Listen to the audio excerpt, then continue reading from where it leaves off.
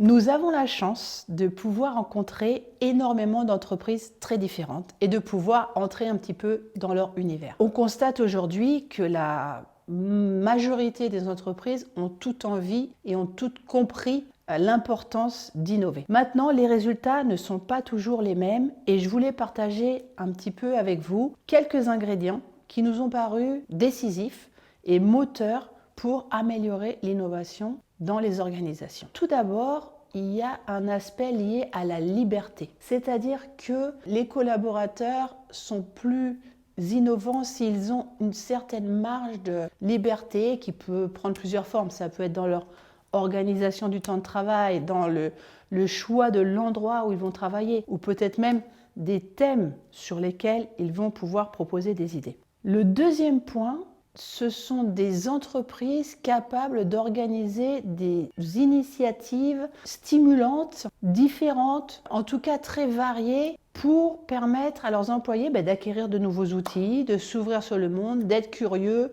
d'avoir des stimuli. Et ça avec des workshops qui peuvent être par exemple plus brefs, avec des outils qui sont de différentes natures. Ça peut être du network digital, ça peut être des lectures, ça peut prendre tout un tas de formes. Et enfin, le troisième point fondamental, c'est la valorisation des idées. C'est faire comprendre la valeur des idées et de la créativité que vos collaborateurs vont mettre à votre disposition. Par exemple, dans une entreprise cliente chez qui nous avons organisé des formations au design thinking, nous avons décidé avec notre sponsor qu'à l'issue de chaque séminaire, le groupe aurait la possibilité de présenter le projet le plus stimulant au comité de direction.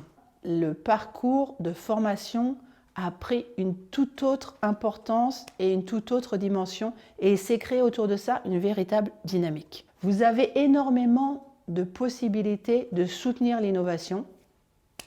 Allez-y!